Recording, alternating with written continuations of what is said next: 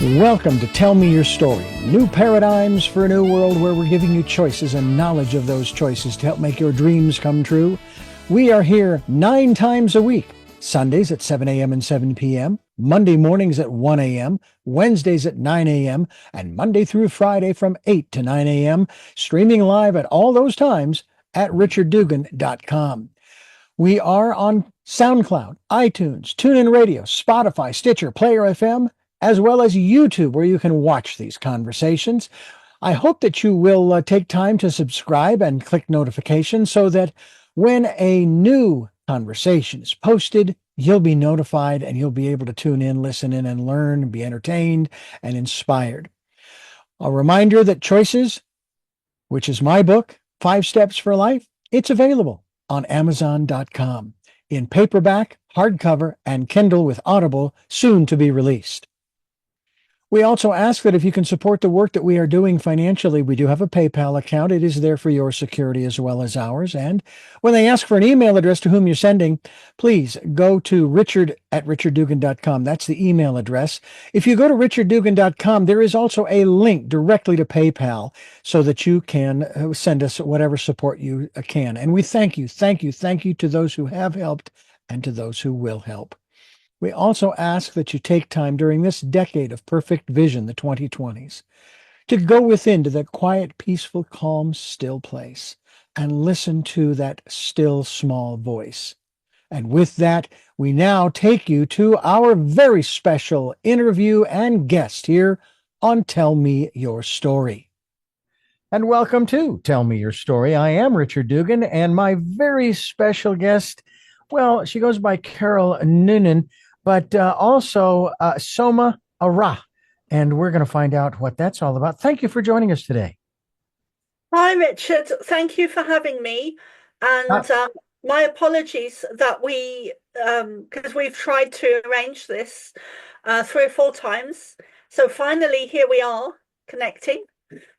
Well, I will tell you that my philosophy is the more challenging it is to get a guest on the program, the better it's going to be. And I think this is going to be a lot of fun because it's going to raise a lot more questions than it answers for people listening, especially if they are even remotely curious about who's out there.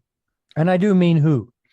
I am one who believes that it is the height of arrogance to think we're the only sentient conscious beings in the universe. And I'm not necessarily including the biological, if you will, single-celled or multi-celled, what have you, microscopically viewed entities. I'm talking about other beings that are out there in the universe, not on this planet. We're going to talk a little bit about that today. We're going to talk about the Pleiades and specifically Pleiadians. Can you give us a little bit of background? First of all, we'll talk about your connection to the Pleiadians, but define for us who and or what the Pleiadians are. Okay, so when people ask me who are the Pleiadians and they haven't heard of them before, normally that's the case because otherwise they wouldn't be asking. But I like to keep things simple, and I normally simply explain the Pleiadians as being similar to archangels, although they're not. The Pleiadians are a species of very loving ET race species that live and come from the Pleiades star system. Now, the Pleiadian star system, that's quite a number of light years away, quite a distance. And yet they are, should I say, they are here, or are they there still in the Pleiadian system, communicating, shall we say, telepathically or by whatever means that they use in terms of what we're going to talk about today? I would say it's both. I would Okay. say it's both. Okay. I've been getting that kind of response when I ask a question that requires a yes or a no, and people will say yes and no. So, so you're right there with everybody else. Let me ask you about the Pleiadians and what what makes them archangels? Are they beings like ourselves who evolved from single-celled organisms, as our biology or our evolutionary theories tell us? How did they come about? Is there information about that? Yeah. Well, first of all, I would say that they're not angels, although they have been described as that throughout history in a lot of the artworks and hieroglyphics and recorded art where you see angels coming down, which I do believe are normally they're representative of ET races. The So the Pleiadians, what I've been shown is that they created us in their likeness, and that they are um, uh, life givers. They've brought life to several planets. So let me just start by explaining that the universe is teeming with life, and we are not alone in the universe. It's very um, um, I'm looking for the word. It's very naive to think that we're the only species living on Earth, but there are the universe is teeming with life, and there are several positive and negative ET races. In fact, there's thousands of them. So what I've been shown is that the Pleiadians created us in their likeness, and they've never really left, although they may step in and out of our a 3D reality. They're always around in the same way that spirit is always around. And life has been seeded on many different planets. And the universe is teeming with life. You made the comment that they created us in their image. Of obviously that brings forth a biblical passage, that God created us in His image, the image and likeness, if you will. Is that where that comes from? That those particular, and again, we're not being blasphemous here. We're trying to figure stuff out, folks. It raises that question of where we come from and so forth. And if that's where we come from, then it seems to me that maybe that's where those writings came from, was the Pleiadians. Um, a lot of the writings have, which writings do you mean? The biblical, the Bible, as the Okay, yes. Christians teach it, because I don't know that there are any other philosophies. I haven't read in any of the other philosophies on the planet, like Hinduism, Buddhism, Islam, and the list goes on, that speaks to a creator who created us in its image, if you will. Well, one of the first things they said to me when I consciously started to channel them in 2009 or 2010 is that they are the gods. And the word God should be in the Bible should be replaced with the word gods, and then things would start to make much more sense. And so I do believe the Bible, and I know the Bible has been changed several times. Things have been added, it's been rewritten, things have been taken out. So it's been adjusted to suit a certain criteria, a certain agenda. Mhm. Um, so that is, what one of the first things they said to me, which I found at the time very profound. Because and they also said, to add on to that, that um, they don't class themselves as gods, but we did at a certain point in our history. They've Mhm. also said that they are us the from their past. Mm.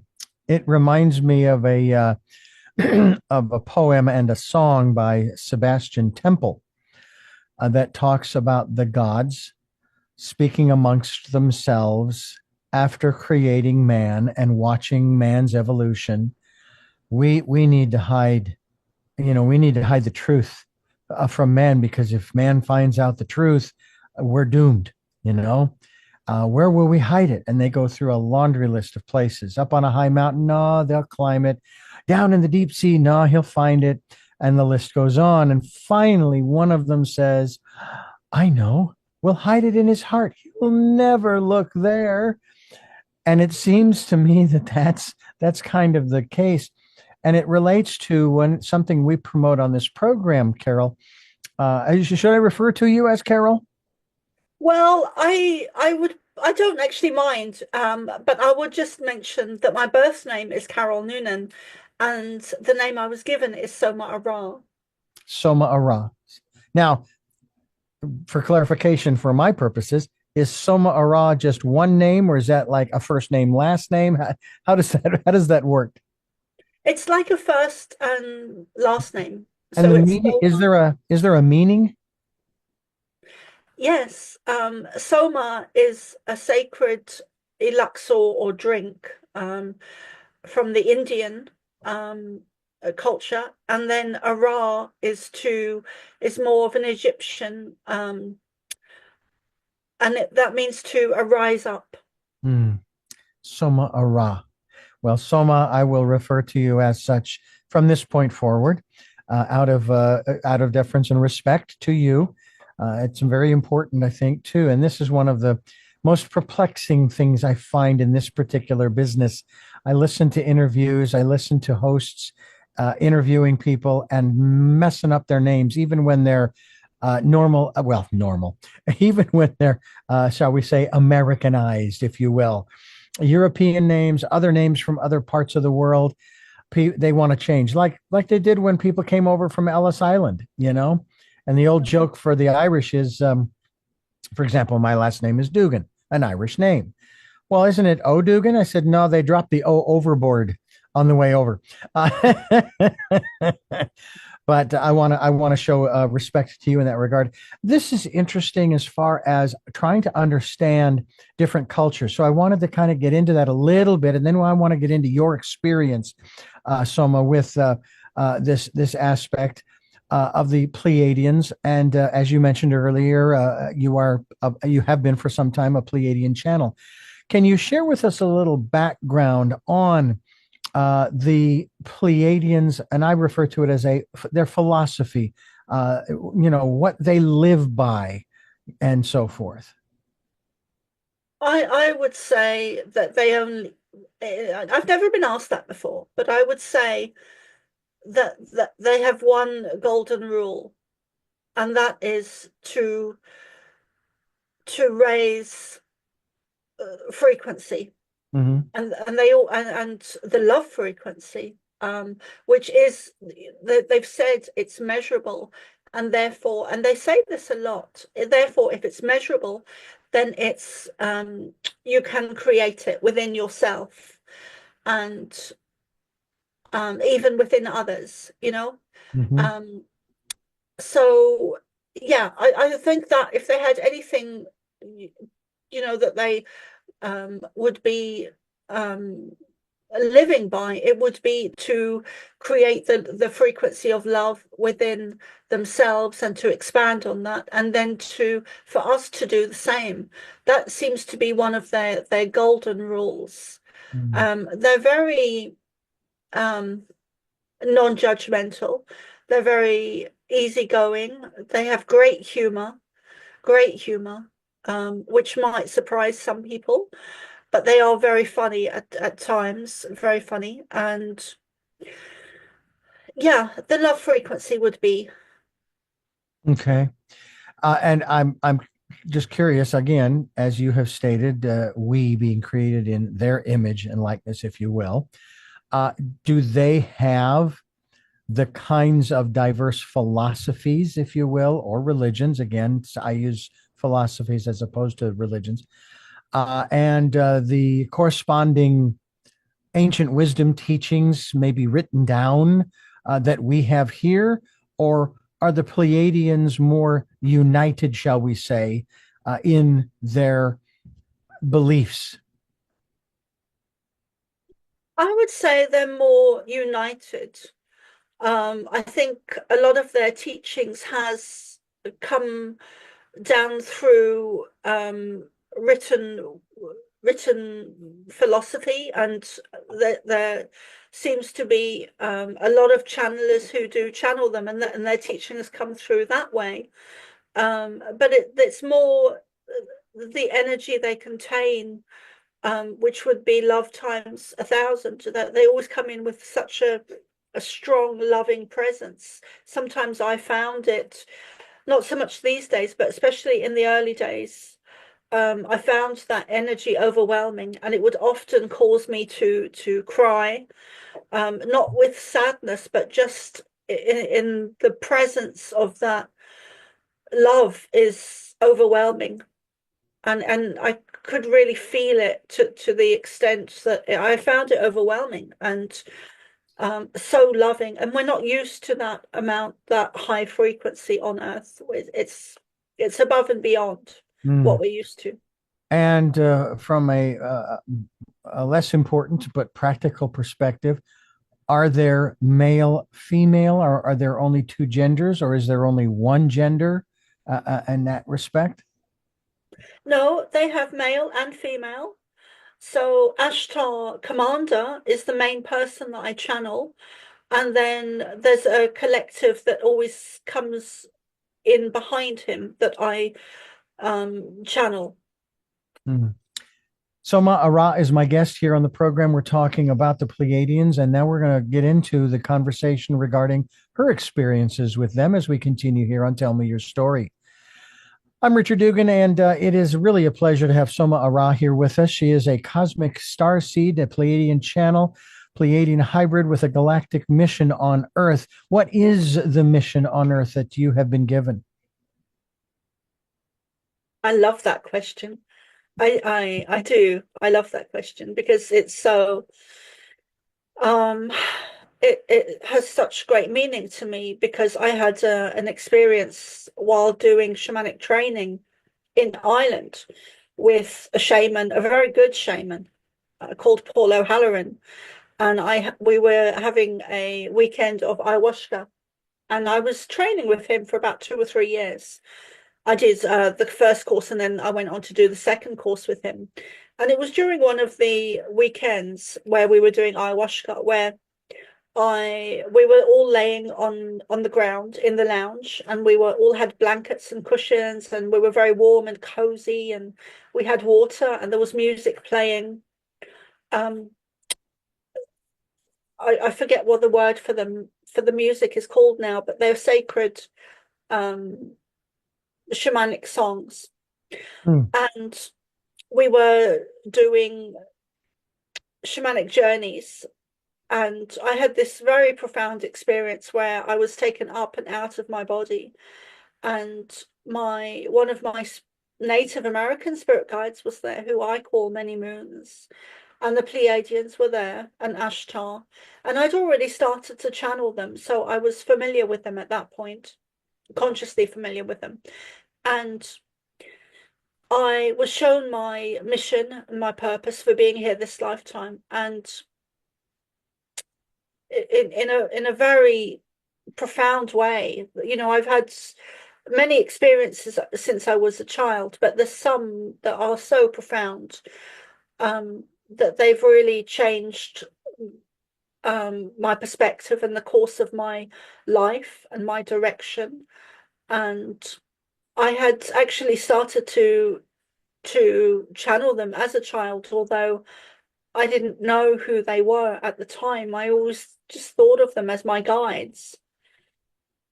Mm-hmm. So, and they've been with you for quite some time, because you had an experience at the age of 12 that changed your life. I mean, quite honestly. Yeah, yeah, it really did, Richard. It really did. I had other experiences before that when I was 8 as well, and younger. But I was born awake, aware, and conscious of a lot of things that I was experiencing as a child that later made sense, that later on in adulthood made sense. But so I had many experiences as a child, but some of them were more profound than others. So when I was 8, and then when I was 12, I had a lot of trauma as a child, in the extreme, an alcoholic mother, poverty, a lot of poverty. And we grew up in a very poverty conscious area, in Hackney in London, which is similar, or was similar at the time, to the Bronx, and a lot of violence around, a lot of sexual abusive men, a lot of pedophiles, a lot of bullying at school, and then I was also raped and became pregnant when I was a child, back in the 80s. So I would have had a lot of traumatic experiences that led me to the point at 12 that I didn't want to be there anymore. I didn't want to be alive. I wanted out, and I was serious. I wanted out, and I didn't want to be here, and I was done. I didn't want to see anyone. I didn't want to talk to anyone. I didn't want to know anything. I didn't want to engage with anyone or anything. I just wanted out, really wanted out. And so I went into my room and I lay on my mattress because that's all I had. And I was okay with that. I've always been okay with sleeping on the floor. And for some reason, probably past life memory or something. But anyway, I lay on my mattress and I was crying and retching and really sobbing, was very snotty-nosed, and it wasn't a pretty picture. And I was in so much emotional pain. I was just devastated. It was just a build-up of everything over the years, kind of releasing. And then I was deciding on taking tablets and ending it over the next couple of days. And then the next thing I knew, I left my body. And because of this experience, I'll never forget the layout of the room. It's always instilled in my mind. But so I left my body and I went up to the corner of the right-hand room, on the right-hand side. There was a door, and I went up above the door, and I was looking down on my body.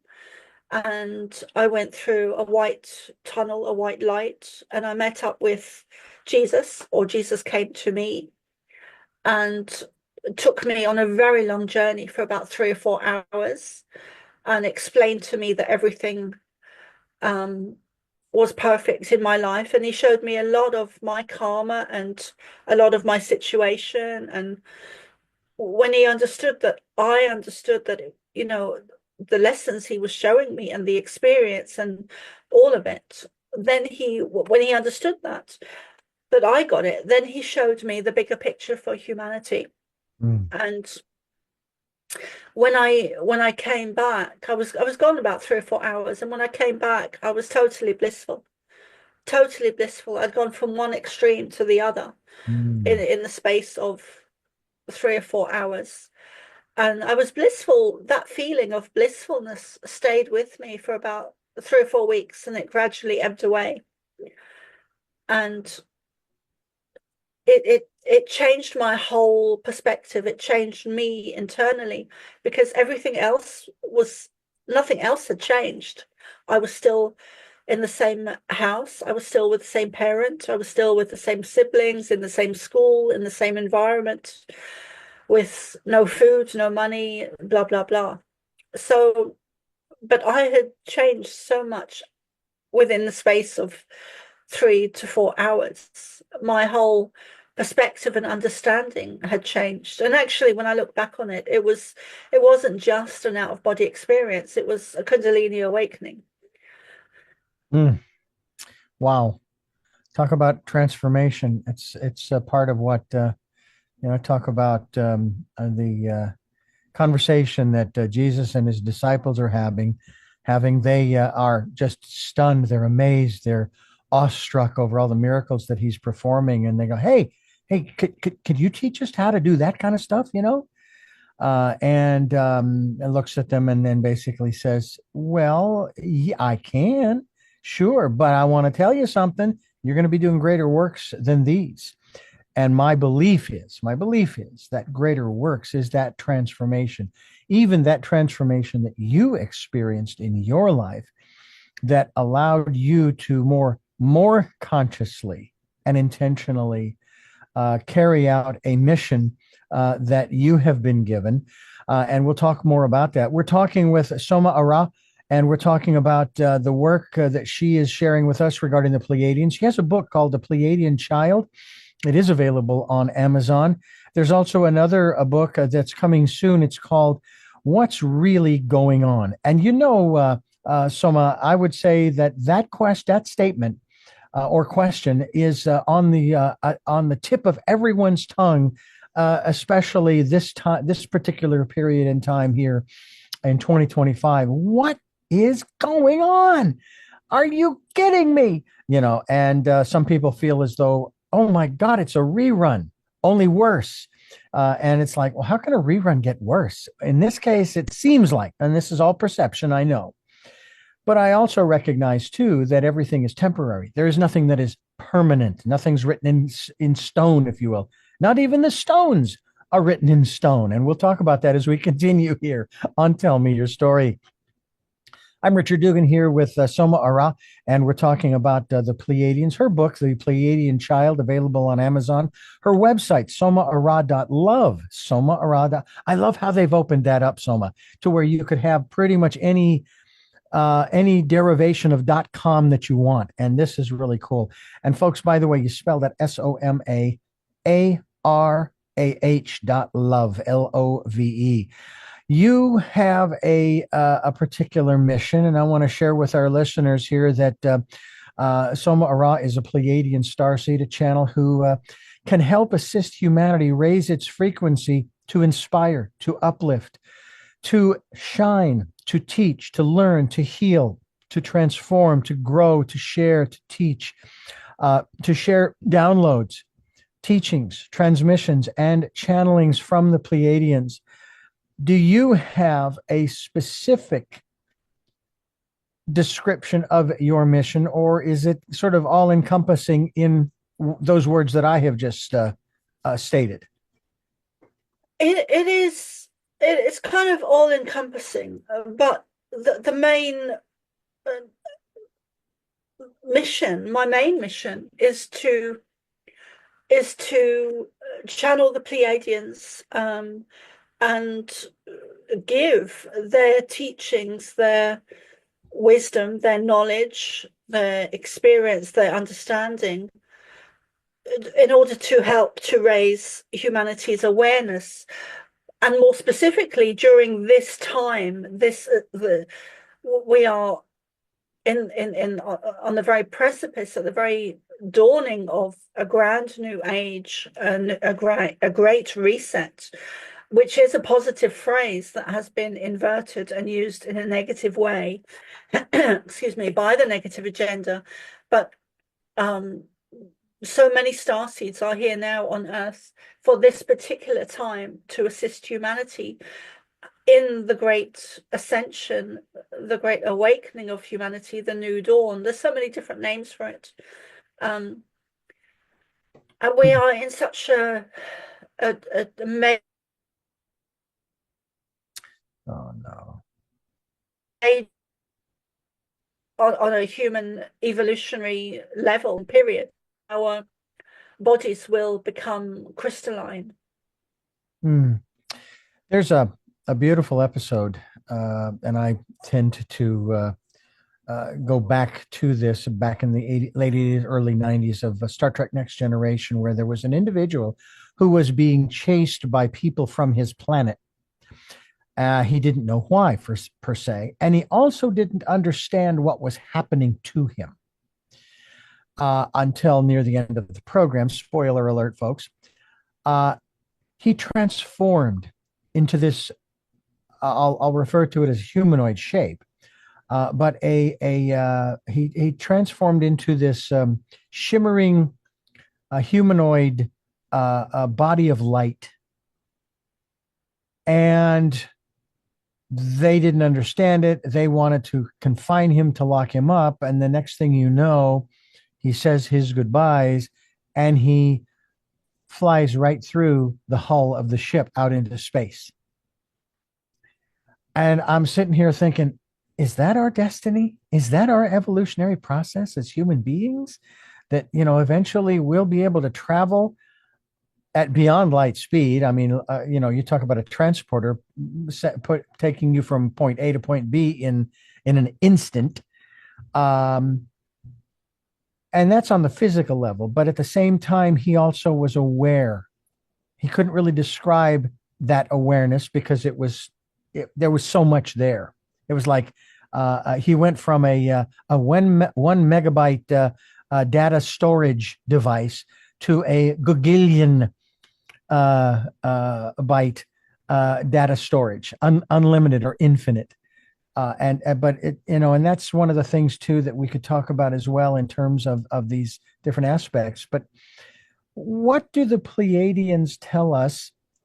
And there are those who would probably preface, and maybe some of your other programmers have put it this way: if we don't destroy ourselves in the process, what is our, shall we say, our evolutionary destiny? I know that there is no real end to anything. Everything is in, because everything's energy. It just transformed. Can you talk to us about where we are headed? Not predicting our future in the next 10 days, 10 weeks, 10 months, 10 years, but as a species, where are we going? We are evolving. We are in a transformationary period that goes back to Atlantis, where we didn't evolve. We chose not to, collectively, I guess. And we seem to be, what they have said many times, to me at least, is that we are on a parallel timeline to Atlantis. But we didn't evolve in Atlantis. We devolved in Atlantis largely due to being overthrown by negative ET energies that came in and overthrew Atlantis, which caused the downfall of Atlantis, and we didn't evolve. This time we get to evolve, most specifically because there are DNA codes that they've placed into our I guess you could say energy bodies. But they have placed specific DNA codes into our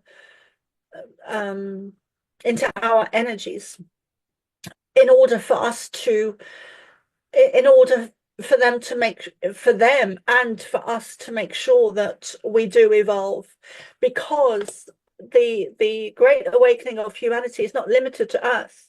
It affects everything in the universe. It has far-reaching effects and implications. So what happens on Earth is not restricted to Earth. It affects the Pleiadians and star systems and suns and moons and other species and other races out there in the universe, in the galaxy.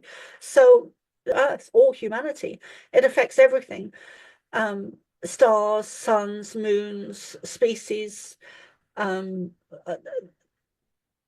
other similar planets to Earth as well. So it also affects the Pleiadies and their evolution. So the evolutionary period that we're on, they've said that it will happen. We're not going to de-evolve this time. It's in place. So in spite and we're on track, right, and things are going well. Right. So in spite of what we're seeing in the world today, we can have hope, correct? Absolutely. Yeah. Okay. So it's kind of like a changing of the guard, where everything is being exposed, the dark is being exposed, the negative agendas. And I have been told that every system on Earth is run at the top level, at the highest level, by negative ET energy. And I really do believe that. I Mm. know that, you know, to be a truth. And so all the systems on Earth need to fall, need to burn down, need to be dismantled. And a new guard needs to be put into place. So we're literally going from the dark into the light, and everything is being replaced.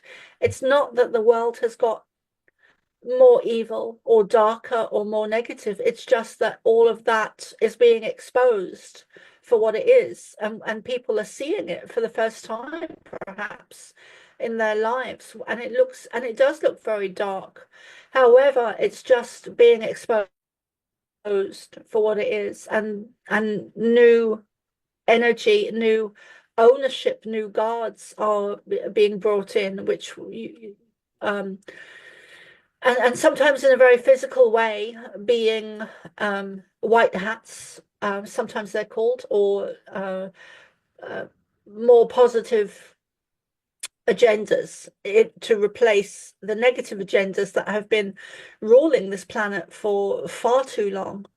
So there is a much bigger picture going on Earth at the moment than we're being shown by the media or the radio or newspapers, that there's a whole lot more going on behind the scenes.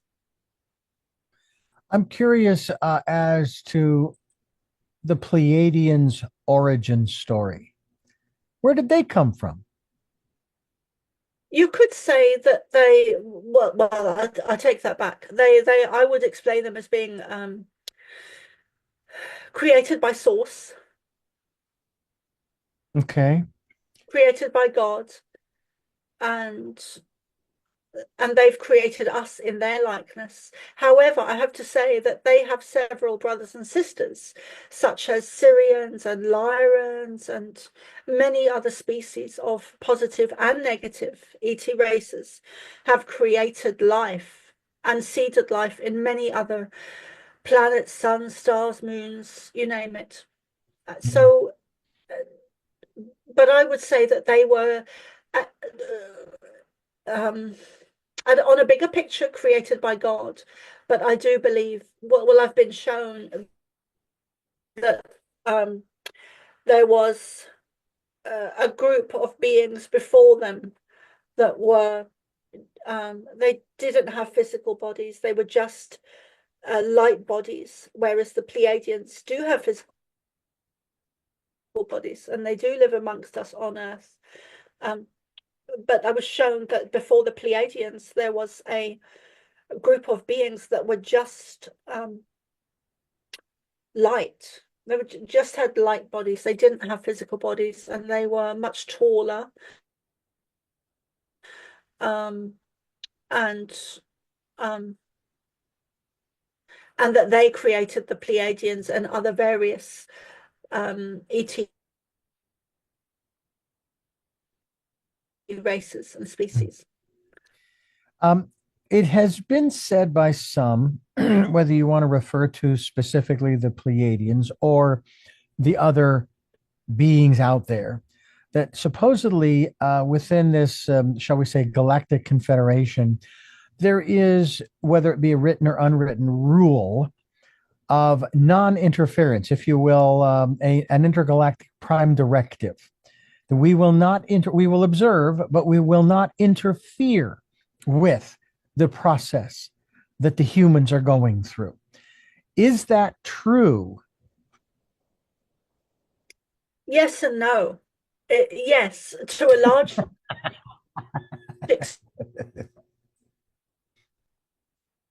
extent, you have free will.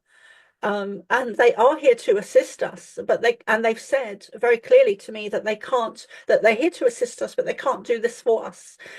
The evolutionary process is an awakening of consciousness that no outside influence can achieve. It has to be, it's an inside job. It's we have to, as a group, as humanity, as a group of people, human beings that have a consciousness, we have to raise that consciousness individually, and as we do individually, it then creates a collective movement forward of an evolutionary period of our consciousness collectively. So they have said they can't do it for us. However, they are assisting, watching, and observing, and also they've also said, which is where the yes no comes in, that this time they're here to it's this time they won't allow us to devolve, because it would affect them and it would affect other species in the universe in a negative way. So now there's a sort of self-preservation. Yes, to preserve themselves, to preserve others, and it's not just species that have life. Planets and suns and stars and moons also have life. Mother Earth is a living being. So with that said, and the fact that it does affect everything within the universe, it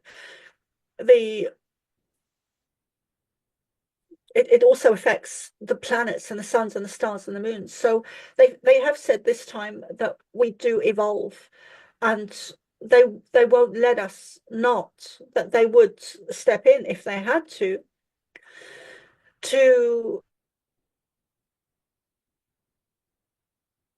ensure that we stay on track. And but they've also said that we do evolve this time. Well, that's good to know. That's good to know. I guess I came into this world at the right time. Matter of fact, there have been those who have stated on this program that the beings, if you will, on the other side of the veil, if you will, those who have gone on before us, as well as the archangels and all of the other guides and what have you, they recognize those of us who are in body today in this time period. They recognize us, or they consider us to be heroes because we have chosen to be here at this time. Hero or not, what I know is with this program, Tell Me Your Story, I know that there's a better way. Do I have the answers? Well, no.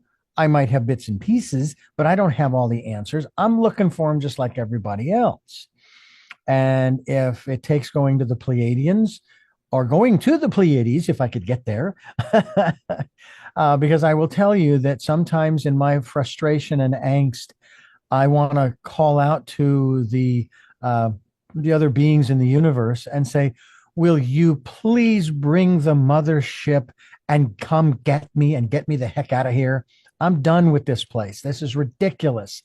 I'm tired of the drama. I'm tired of the way that this has been going on for thousands and thousands of years, in spite of the fact that I also recognize too, Soma, that we all signed a contract, as it were, when we came into this world to have the experiences that we have, whether you be the perpetrator, if you will, the prey, or the perpetrator, if you will, in that scenario, that's part of the experience that you wanted to have.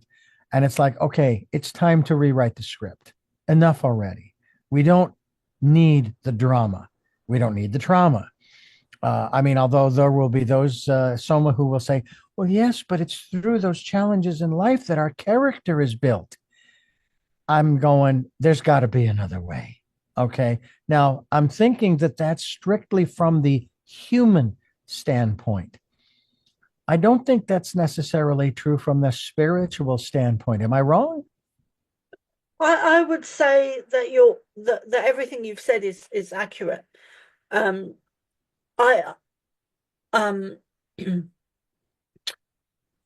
I came to understand that I needed to experience my childhood in the way that I did because, so on the one hand, I was having these horrendous, awful, horrific, terrible, traumatic experiences, but they were also bringing with them these beautiful, uh, profound experiences of connecting to the Pleiadians, connecting to Jesus, connecting to my guides, my loved ones, and teaching me along the way.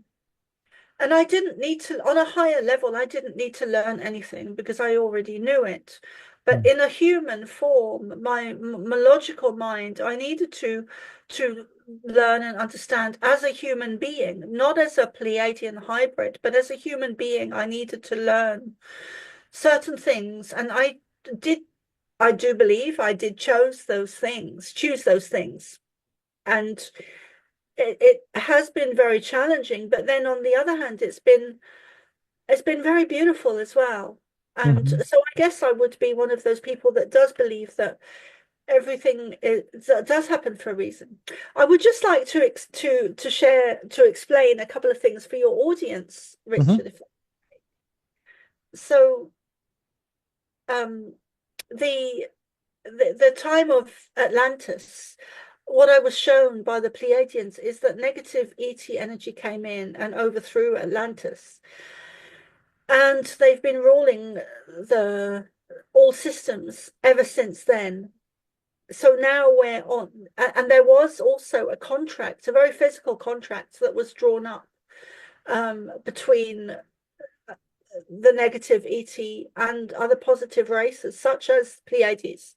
There was a contract, very physical contract that was drawn up um, that gave ownership of Earth and humanity to those negative ET races, species. And that contract has come to an end now. It's been torn up. Hmm. Wow. Okay. So it had an expiration date, and I guess that's sort of a good thing, because it opens up new opportunities for us to do what we're doing here. For example, with this program, we're wanting to help to raise the consciousness of the people, of ourselves first, and of the people, the rest of the world, and the planet in that regard. And we're not talking about this from the standpoints of taking away anyone's free will. You are free to choose to go whatever direction you want. By the same token, I would encourage people to look deep, deep, deep within to find out what it is that they really, really want. And I'll be honest with you, the people who are in power, if they were to do that, they would realize, you know what, this isn't really what I want. I'm doing this because it's almost a knee-jerk reaction. It's a reaction, if you will. It's what it's expected of me. It's almost along those lines of kids growing up in a family that owns a business, and the family expects that individual to go into that business, and so they do, and on and on and on. When in fact, what they'd really like to do, to the consternation of the family, I want to be an artist. I want to be a musician. I want something that probably wouldn't make a dime. But it's like, but that's what fulfills me. That's what makes me happy. That's what allows me to be who I am, and so forth. And it's like, if I go the other way, I'm going to be miserable. And many people choose the misery, as that effect of going someone else's way or the way that someone else wants them to go. So and I'm sure that you have run into that as well, as you have grown with people who, they find what you're talking about and the information you're sharing. No, you're off your rocker. You need some meds. Okay, we need to lock you up and so forth and keep you away. And it's kind of like that one character from the television series. That's what they wanted to do, to keep him away from the public. But it seems as though we cannot escape our evolution. It's going to happen. It's kind of like you're born into this world, and let's say you're only what 12, 14 inches long, and they're going to put you into a box so that you can't grow. But that's not going to happen. The box is going to break eventually if it doesn't kill you or crush you, because you're growing and they can't stop the growth. That's part of the evolutionary process on a spiritual level as well, too, isn't it? Very true. Yeah, absolutely. That we've reached such a point this time with Ascension, because there's been many different previous times where we could have ascended, and we did ascend, but so this is a continuous cycle of evolution, of humanity's evolution. So we've had other periods such as Atlantis where we didn't evolve, but this time there's no going back. We've reached such a level of consciousness, and we're experiencing it in a way that we've never experienced on Earth before. We've never had this, not in the way that we're having it. This awakening, this evolutionary period that we've had before has never occurred on Earth in the way that it is now. And a lot of that is due to the technology that we have, and not to mention the technology that the negative agenda are using, that the vast majority of people don't know about. One of the things that helps me in a big way, especially with what's going on here in the United States in our at the governmental level, there are a lot of people that are concerned that a lot of quote unquote personal information is going to be made available to this group and that group and the other group, and they're going to take advantage, and on and on and on. And I put it in this context. As one who does believe in a creator, a higher power, and I do believe much of what I read from a spiritual level in the ancient wisdom teachings, that the creator is omnipotent, omniscient, and omnipresent, knows it all from beginning to end. And if the creator knows everything about me, the good, the bad, and the ugly, yeah, what difference does it make if the 8.5 billion people on the planet know? Most of them don't care. And those that do, they're going to do what they're going to do. Now, I'm hoping to have another 35 plus years on this planet to continue to do what I'm doing what I'm doing. However, I don't know what my departure date is. I don't. None of us do. But if it were today, I'm good to go. Okay? Because I've done a lot up to this point. Do I want, and again, I can't control that. It is going to happen when it's going to happen. However, I would like to stay, but if not, I'm okay with it. I'm ready. And what difference does it make? What information is out there? Now, I'm not putting out my tax forms or my personal information on and on and on onto social media. That's not something that I do. And I know that people can do all kinds of research and they can dive into this dark web and that dark web. All right, fine. But it's like, so what? Because when I'm gone, none of that's going to matter anyway. And but they can make your life so difficult. Well, I take the perspective as Jesus spoke of it when he talked to his disciples who were worried about where they're going to get their next meal or lay their head that night or what clothes they were going to wear. And the list went on. And he says, do you see the birds up there? They are not even at the level of you that you are. Okay. They're God's creation, but they're not his children in the same context. And then he talks about the lilies of the field. And he says at the end of that, he says, let tomorrow worry about tomorrow. You're taken care of. Know that you're taken care of by the universe. And that's what I believe. I don't know that that's true. I believe that it is true. And my experiences have borne that out. Is that a message the Pleiadians are trying to get across to a lot of other people on the planet, that, hey, you need to relax? You're okay. You're going to be taken care of. Yes and no. So yes, in the sense that sometimes we can over worry about mundane things and get into anxiety. And I would say I've had that in the past as well.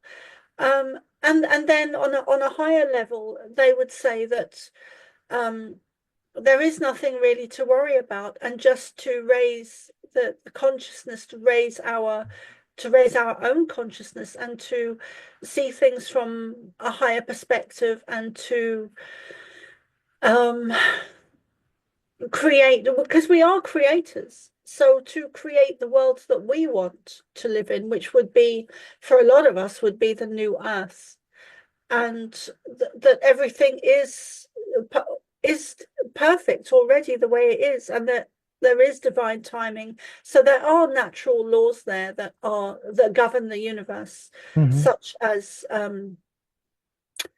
divine timing, and allowing things just to be, and not trying to force things or to grow in a certain direction when things aren't working or going in that direction. That's always a sign to me that to shift direction, you know. Yeah. I have to say that I know that there was a lot of angst between 2016 and 2020. We felt a sigh of relief of sorts. We thought, okay, we can breathe now, but it was as if this individual would not go away. Now we have this individual until 5, 6, 28. And then maybe we'll get to breathe a sigh of relief, and we'll be able to breathe, relax, and enjoy life a little more. We don't know what the future holds. So I would have to say the Pleiadians' advice might very well be, forget about that person, forget about what's going on over there. Start relaxing, start breathing, start enjoying the life that you've been given. Is that a message that the Pleiadians would be giving to us today? In addition, of course, to raising the consciousness of self and others. Well, if you're talking about Trump, I am a huge supporter of Trump, and they have said that they are working with him in a very physical way. So I don't follow the narrative of what the media is portraying about Trump. I think he is an exceptional human being, with a very physical, direct connection to the Pleiadians. So that is what I believe. That is my perception. And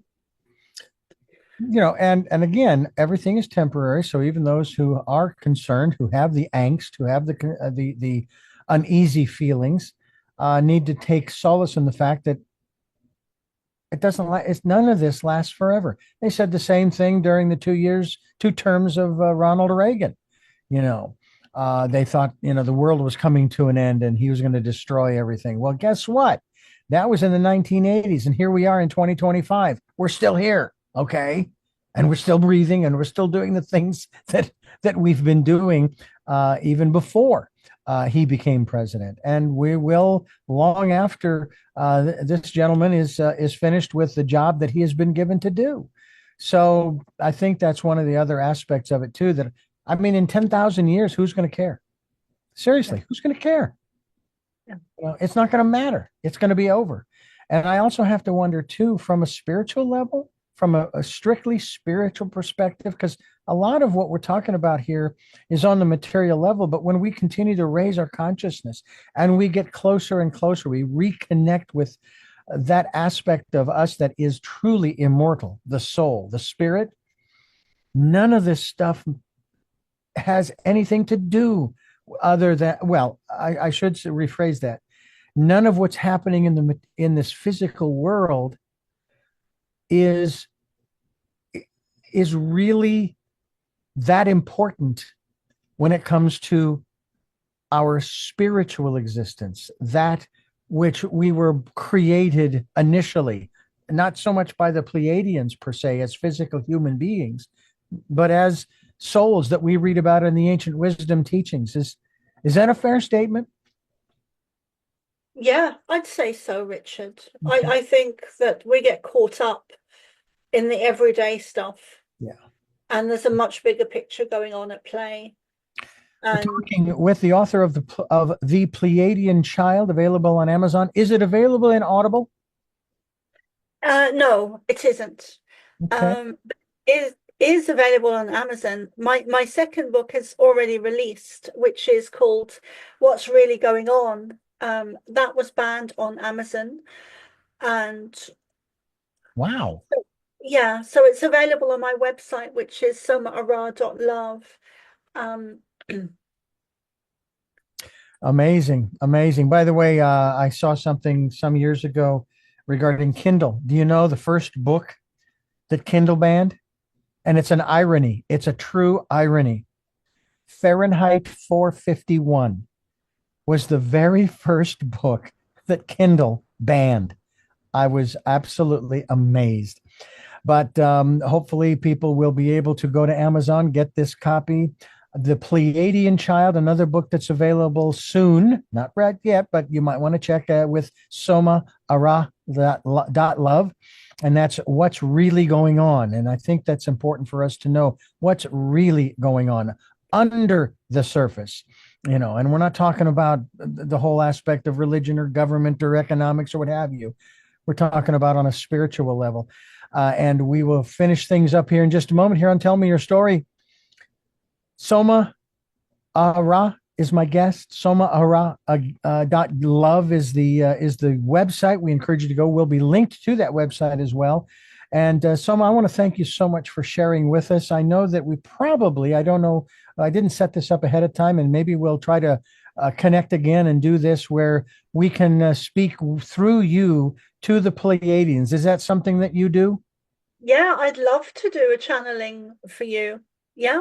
All right. Well, then stay with us. We'll talk about that after we wrap things up here. And I want to thank you for joining us here on the program. I do have three final questions that I want to ask you that I ask all of my guests. But before I do, I want to thank you for listening to and watching Tell Me Your Story, New Paradigms for a New World, where we are giving you choices and knowledge of those choices to help make your dreams come true. We are here on Sundays at 7 a.m. and 7 p.m., Monday mornings at 1 a.m., Wednesdays at 9 a.m., and Monday through Friday from 8 to 9 a.m., streaming live at those times at richarddugan.com. We have podcasts on SoundCloud, iTunes, TuneIn Radio, Spotify, Stitcher, Player FM, Blueberry, iHeartRadio, Amazon Music, and Spreaker. We hope you'll go there and check it out. We are also on YouTube, where you can listen to and watch these conversations. Subscribe and click notifications so that when I post a new conversation, you will be notified. Also, remind you that Choices 5 Steps for Life, which is my book, is available through Amazon. There's a link on my homepage, richarddugan.com, for you to go straight to that book and order your copy in hardcover, paperback, or Kindle. Audible is soon to be released. And also, if you would like to support the work we are doing financially, you'd like to be a part of the effort to bring about new paradigms for a new world and raise the consciousness, if you will, we have a PayPal account. It is there for your security as well as ours. And we also ask that you take some time during this decade of perfect vision, the 2020s. And we ask that you take time to go within to that quiet, peaceful, calm, still place and listen to that still small voice. And with all of that, we want to thank again our guest and then ask the three questions we ask all of our guests. The first of which is, who is Soma ARah?